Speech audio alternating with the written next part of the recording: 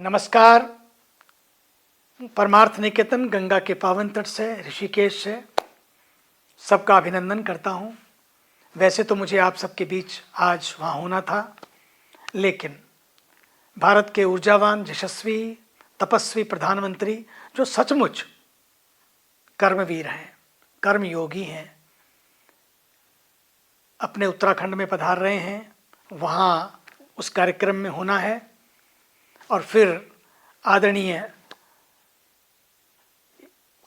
श्री अमित शाह जी, जो हमारे भारत के एक दूसरे ऐसे कर्मयोगी हैं, कर्मठ नेतृत्व प्रदान करने वाले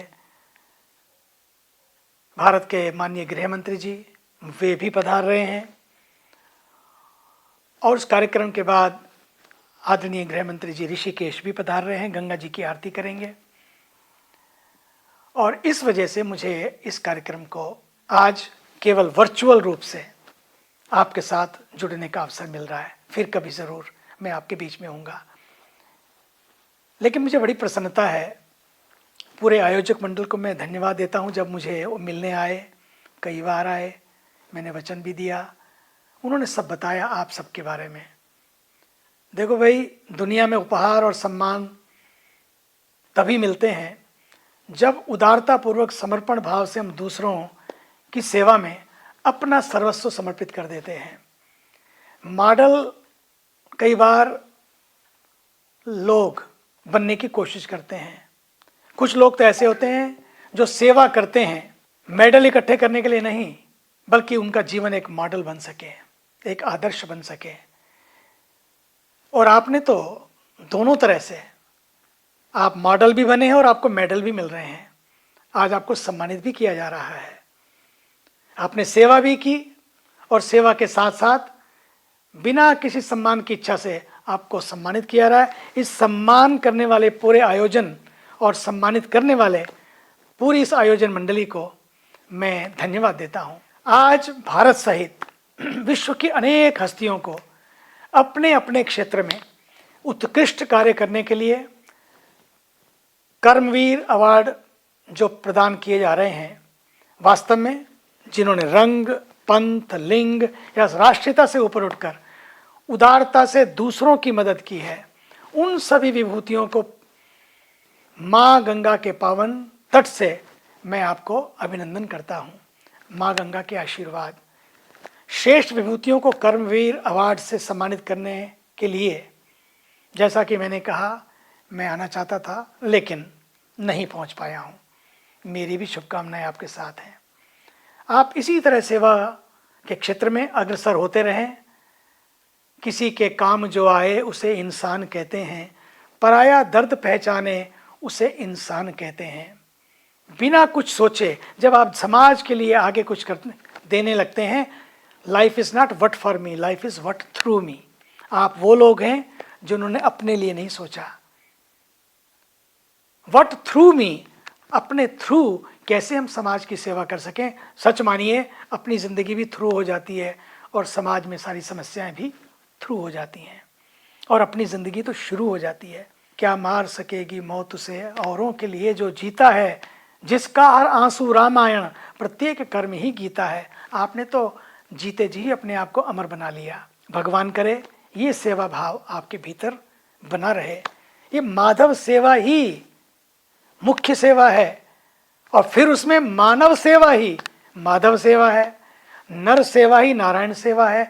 वंचितों को विकास की मुख्य धारा से जोड़ना, उनके लिए सुनहरे भविष्य का निर्माण करना, उनके सपनों को उड़ान देना, सच मानिए ये भी किसी पूजा से कम नहीं है। राष्ट्र निर्माण और राष्ट्र की प्रगति में योगदान देना, मुझे लगता है सबसे बड़ी पूजा, मानवता की सबसे बड़ी सेवा है। सेवा के माध्यम से न केवल दूसरों के जीवन में, बल्कि हम अपने जीवन में भी एक नए अध्याय की शुरुआत कर सकते हैं। मुझे कितनी खुशी मिली, ये इतना ज़रूरी नहीं है जितना मेरी वजह से लोगों को कितनी खुशी मिली। यही रामायण है, यही गीता है, यही जीवन है। जब व्यक्ति ऐसे सोचने लगता है ना, सच मानिए उनकी वजह से दुनिया बसती है। आप लोग बस वही तो हैं, आपकी वजह से दुनिया बसती है। इसलिए इस अद्भुत समारोह के आयोजन के लिए कर्मवीर अवार्ड के अध्यक्ष श्री आर.पी. सिंह जी और आपके सभी साथियों को मैं साधुवाद देता हूं, और अवार्ड प्राप्त करने वालों को भी, सभी कर्मवीरों को भी मेरी शुभकामनाएं।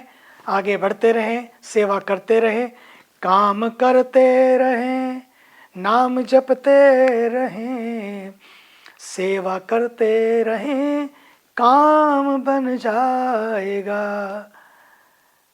नफरत से बचें, प्रेम सबसे करें, बांटते ही रहें, साथ क्या जाएगा, काम करते रहें। यही जिंदगी है। वेद भगवान कहते हैं, वेद में कहा है बड़ी प्यारी बात, 100 हाथों से कमाओ लेकिन 1000 हाथों से बांटो। शतहस्तेन संकिर और सहस्रहस्तेन समाहरा। अब 100 हाथों से कमाइए, 1000 हाथों से बांटिए, यही तो जीवन है।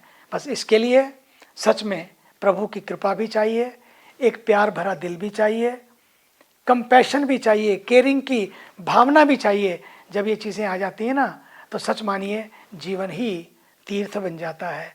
आपने अपने जीवन को तीर्थ बनाया दूसरों की सेवा करके, समाज की सेवा करके, देश की सेवा करके। सच तो ये है, ये समय आ गया है कि हम अपनी अपनी भक्ति करें, लेकिन देशभक्ति सब मिलकर करें।